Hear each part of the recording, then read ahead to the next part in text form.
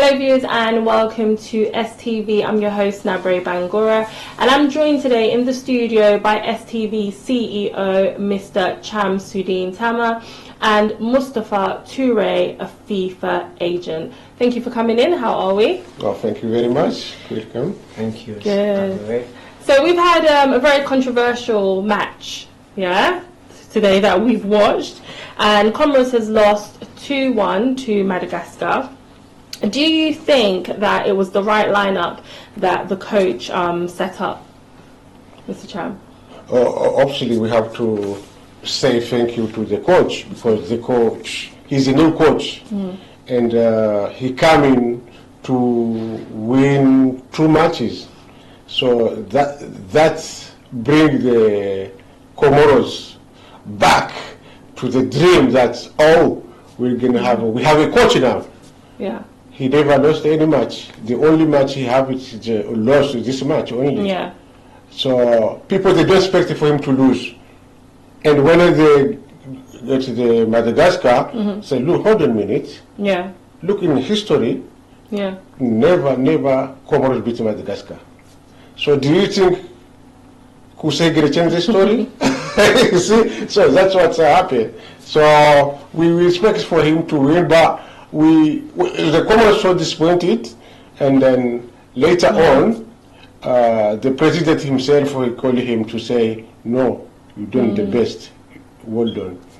So obviously there's a first for everything. It's the first time they've lost, playing against Madagascar. So Mus, what do you think about the game? How do you think the setup was by the coach?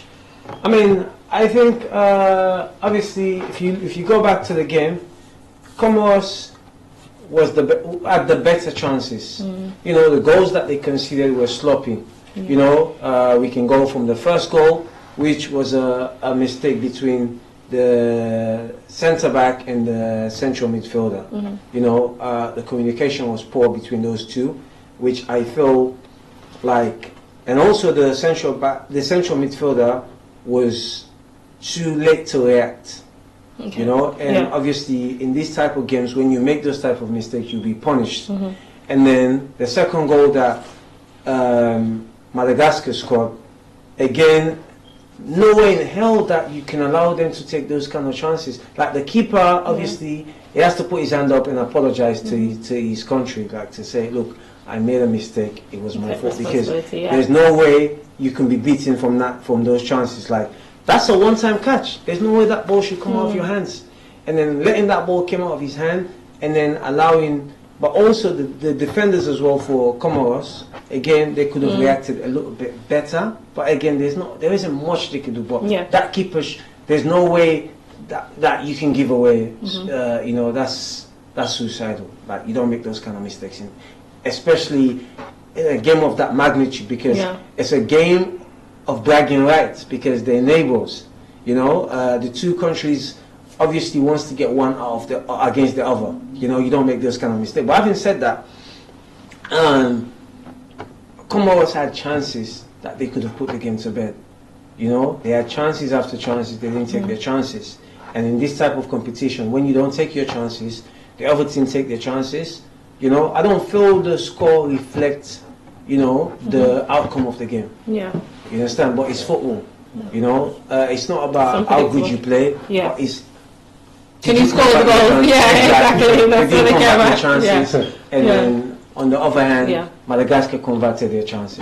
Okay, thank you for that. So they had loads of chances, as you said, and they ruined it. We're still here in the studio. We'll be back right after this short break.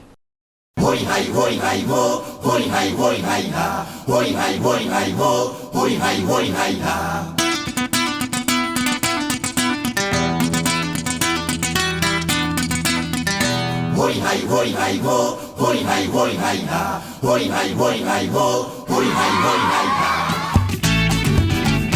Yo yo yo yo ha, yo ha yo yo ha, yo yo yo yo ha, yo ha yo yo ha.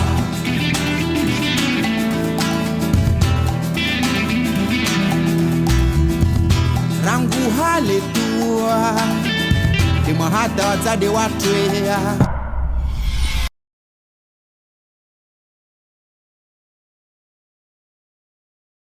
Bienvenue aux Comores, carrefour culturel et géostratégique de l'océan Indien, terre d'investissement. Archipel de 4 îles non gazidiaques qui abrite Moroni, la capitale, et le volcan Kartala, plus haut sommet du pays et plus grande caltéra du monde. Ces superbes paysages invitent à découvrir ce volcan toujours actif. Au nord, les plages de sable blanc fin se mélangent à la perfection avec les plantations de cocoteraies vertes, les roches volcaniques noires et le bleu turquois de la mer. Le sud, encore très sauvage, permet d'envisager des investissements qui faciliteraient la vie des habitants du pays.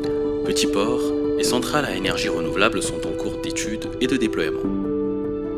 Au centre de l'archipel, Moïli, l'île nature, encore très préservée, on y retrouve une biodiversité florale et faunique unique, que ce soit sur Terre ou dans les parcs marins de Numashua, où on observe de manière saisonnière les baleines, et Itzamiya, où les tortues viennent pondre régulièrement.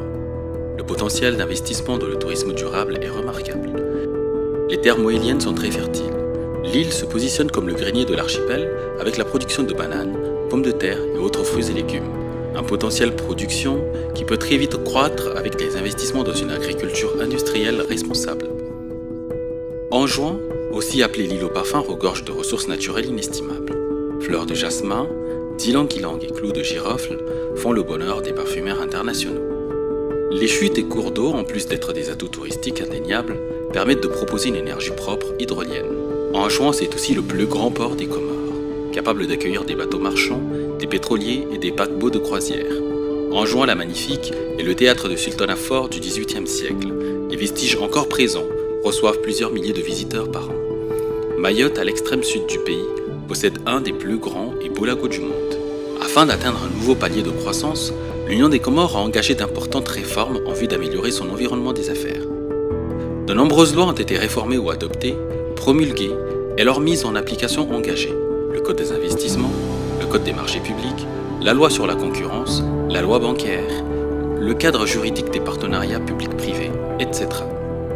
Par ailleurs, en vue de promouvoir les investissements aussi bien nationaux qu'internationaux, le gouvernement a mis en place une agence nationale pour la promotion des investissements, l'ANPI, avec pour mission principale la promotion du pays comme destination d'investissement attrayante, la livraison de services autour d'un guichet unique aux investisseurs, le suivi de la mise en œuvre du Code des investissements. L'ANPI a été conçue pour assister, orienter et conseiller les investisseurs selon leurs besoins éventuels. Ainsi, elle facilite la création d'entreprises et assure l'enregistrement définitif des sociétés. L'ANPI instruit les demandes d'agrément des entreprises et des investisseurs dont les projets sont éligibles pour bénéficier d'exonérations fiscales et douanières pendant des durées allant de 5 à 15 ans. Le guichet unique pour la constitution des dossiers de création d'une entreprise est en cours de digitalisation afin de faciliter encore davantage l'expérience investisseur. La diaspora joue un rôle économique et social important aux Comores. Elle contribue significativement à l'économie à travers les transferts d'argent, les arrivées de touristes internationaux, les entrées de devises et le soutien aux projets de développement local et communautaire. Afin de réorienter une partie des financements de la diaspora vers l'investissement productif, l'Union des Comores déploie avec l'appui de ses partenaires des projets visant la mise à disposition de guichets et services dédiés, la mobilisation de leur expertise et un soutien technique et financier à l'établissement de leurs projets. L'Union des Comores a défini dans son plan d'orientation économique et sociale 5 socles stratégiques pour la transformation structurelle de l'économie. Le tourisme et l'artisanat, l'économie bleue, les services financiers et logistiques, l'agriculture et les niches industrielles. 5 catalyseurs sont essentiels à l'épanouissement des 10 socles. Parmi eux figurent les infrastructures et le numérique. Autant d'opportunités d'investissement dont la réalisation est estimée à plus de 4 milliards de dollars à travers la réalisation de projets phares structurants et sectoriels. Les Comores disposent de cadres et d'experts de haut niveau, formés localement ou à l'étranger. La maîtrise des langues étrangères les plus courantes facilite les échanges d'affaires avec les interlocuteurs du reste du monde. L'exposition universelle de Dubaï 2020 est une fenêtre exceptionnelle pour le rayonnement des Comores. Elle permettra au pays de présenter son potentiel investissement et de promouvoir une destination au fort potentiel, très peu connue aujourd'hui, mais certaine d'avenir.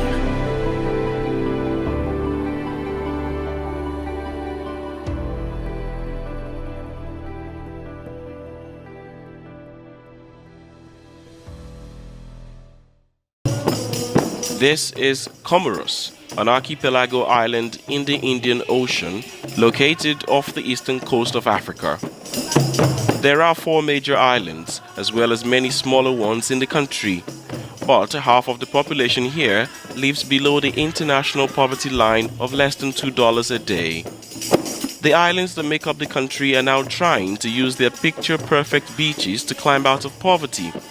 But then, how fast could this happen? The government here has a year 2030 economic vision of becoming an emerging nation, a goal tourism experts from East Africa met to discuss on recently in the country. We need to have infrastructure, hotels, electricity, roads, but we need also really to build that industry, attracting people, being sure that we are offering them what they need, because the overall objective is to mobilize more dollars or foreign currencies from that industry.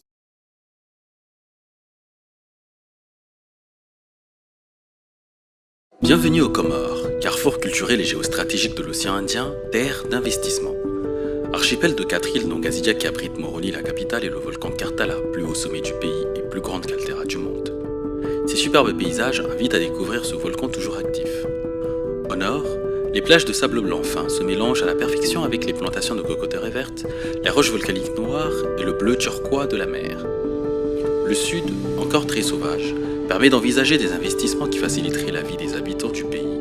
Petits ports et centrales à énergie renouvelable sont en cours d'études et de déploiement. Au centre de l'archipel, Moïli, l'île nature, encore très préservée, on y retrouve une biodiversité florale et faunique unique, que ce soit sur Terre ou dans les parcs marins de Numashua, où on observe de manière saisonnière les baleines, et Itzamia, où les tortues viennent pondre régulièrement. Le potentiel d'investissement dans le tourisme durable est remarquable. Les terres moéliennes sont très fertiles. L'île se positionne comme le grenier de l'archipel avec la production de bananes, pommes de terre et autres fruits et légumes. Un potentiel production qui peut très vite croître avec les investissements dans une agriculture industrielle responsable. Anjouan, aussi appelé l'île au parfum, regorge de ressources naturelles inestimables. Fleurs de jasmin, d'ylang-ylang et clous de girofle font le bonheur des parfumeurs internationaux. Les chutes et cours d'eau, en plus d'être des atouts touristiques indéniables, permettent de proposer une énergie propre hydrolienne.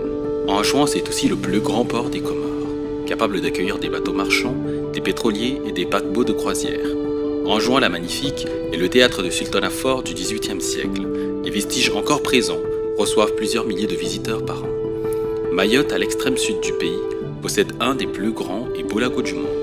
Afin d'atteindre un nouveau palier de croissance, l'Union des Comores a engagé d'importantes réformes en vue d'améliorer son environnement des affaires. De nombreuses lois ont été réformées ou adoptées, promulguées et leur mise en application engagée. Le Code des investissements, le Code des marchés publics, la loi sur la concurrence, la loi bancaire, le cadre juridique des partenariats publics-privés, etc. Par ailleurs, en vue de promouvoir les investissements aussi bien nationaux qu'internationaux, le gouvernement a mis en place une agence nationale pour la promotion des investissements, l'ANPI, avec pour mission principale la promotion du pays comme destination d'investissement attrayante, la livraison de services autour d'un guichet unique aux investisseurs, le suivi de la mise en œuvre du Code des investissements.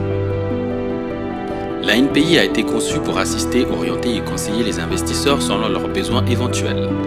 Ainsi, elle facilite la création d'entreprises et assure l'enregistrement définitif des sociétés.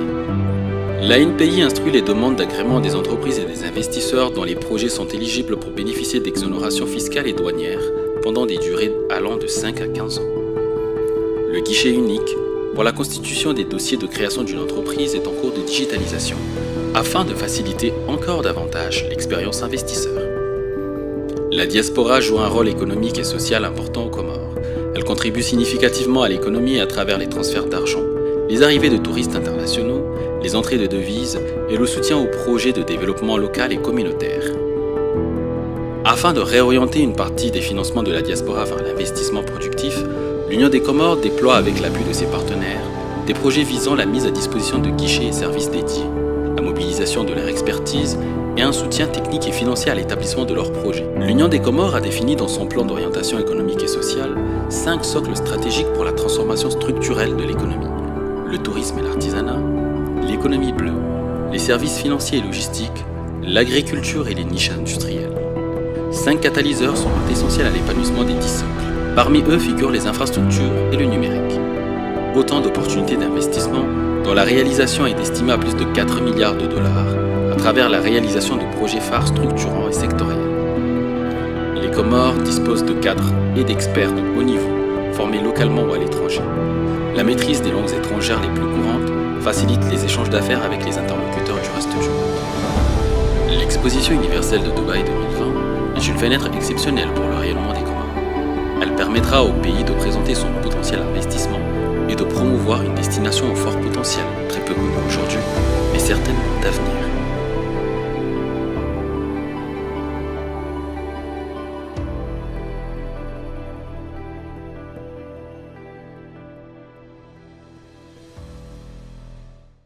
Welcome back to the studio. I am still here, Nabre Bangura, and I am joined still by STV CEO Mr. Cham Sudin and Mustafa Toure, FIFA agent.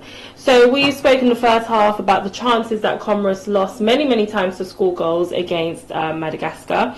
So now, Comores is a country that they've rated it as the third least visited country in Africa as of 2023, after Equatorial Guinea and Sao Tome. And it's such a beautiful country, I believe, a beautiful island with loads of stunning landscapes.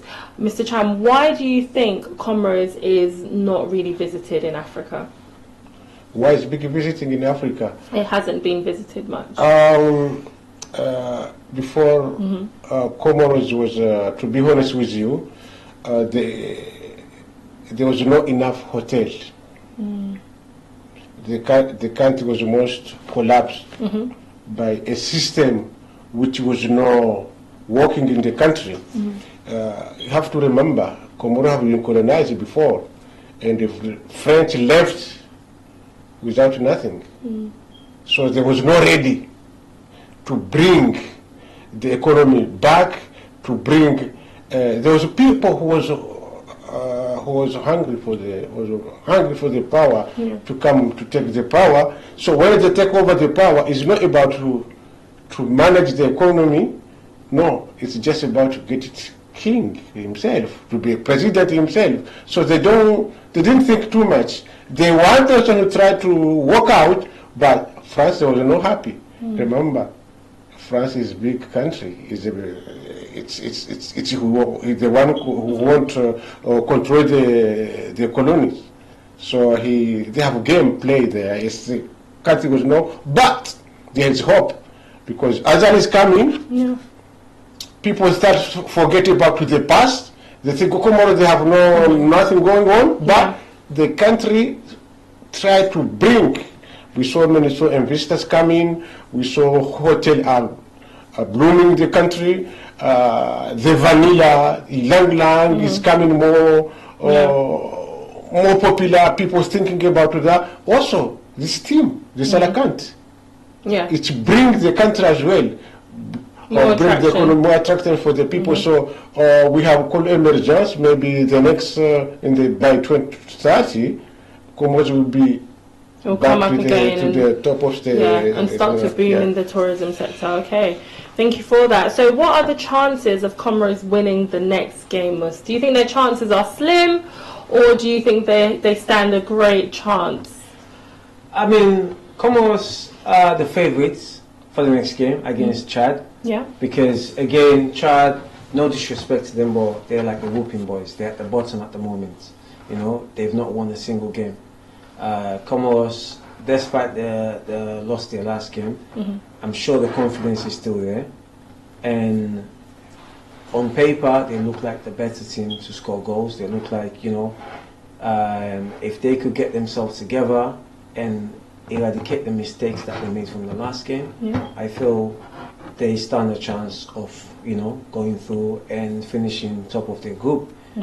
Because Ghana also, let's not forget, Ghana won against Central Africa. So, but again, the group is very, very difficult to predict, but for now, we're just talking about the game tomorrow. So, Comores are the favourites to win that game tomorrow. So you think they have a good chance? Yeah, we saw Chad when they played Central Africa. Yeah. Again, Chad looked like they don't even have their scoring shoes on, you know. And Central. You never know. I mean, that's the thing. These days, African football, you cannot really predict. No, you can't. You know, we saw Sierra Leone played Burkina Faso from 2-0 down, came back 2-2, and they couldn't nick that game. So, but I mean, I still, you know, I am very convinced that, you know, Comores will win that game. Okay. Let's see. Hopefully they do. Mr. Cham, I'm sure you would love for them to win the game. So from the press conference that we had there of the last game, the Comores coach, you know, also stated that he made a mistake. On est déçus pour le peuple, pour tous les supporters qui nous suivent avec beaucoup d'affection depuis le début. Sincèrement, ils méritaient de notre part un grand match. Les garçons et le staff technique et moi-même, on est passé à travers. Ça doit être une bonne leçon pour le reste.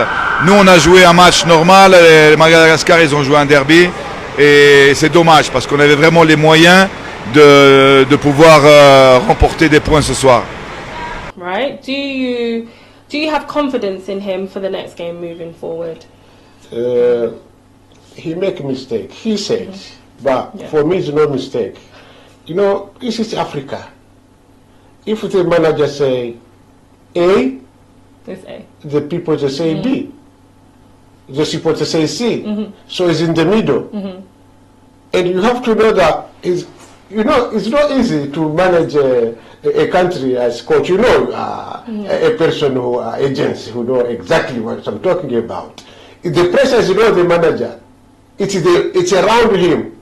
For him to take a player who was no play, a defender who was no play because he was injured, to make him playing in a match like that in the first match, that's a risk for him.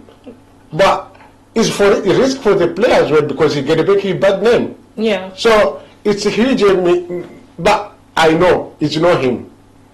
When he came fresh. That African mentality was not there. He come fresh. The people was like, what happened? Yeah, we are not. Some players they say we are not going to play, and some staff they just go. So this manager, this coach came. When I came, he said he just take the young one. Okay, let's start the game. Forget about anything.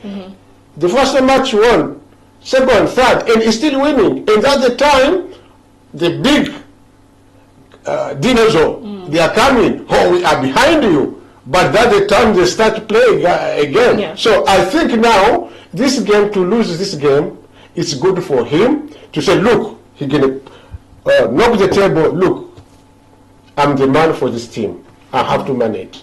I believe he can do something better and even the player now, they feel confidence now. Yeah. Yeah, that's what I'm saying. The manager, the coach himself, he know exactly. It's not by his mistake, but I think somebody around him, and he will try to figure out and work out.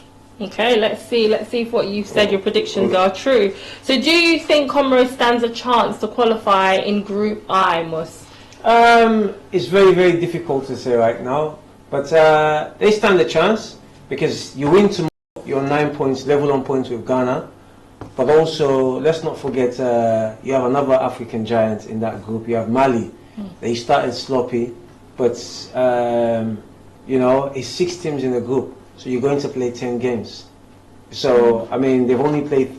Obviously, for after today's game, it will be 4 games. Hopefully, we will win. So if you get 9 points from 4, then you still got another 7 games to go. It's quite a lot of games. So it's still early for us to predict. But if you follow the trajectory in which they're going, they stand a chance to qualify. Yeah. You know, and even finish in second and then go into the knockouts, like we were talking about earlier, to still qualify. But I mean, this group is all to play for. Everyone stand a chance. Ghana could go through, Mali could go through. You know, Central Africa. Let's not forget as well. You know, they looked like they could cause Ghana a problem when we saw the game. You know, and then. Do you think Sierra Leone could go through as well? Because you said everyone stands a chance. No, I mean Sierra Leone is in a different group, so we're talking only for this group. But I know we're going to talk about it.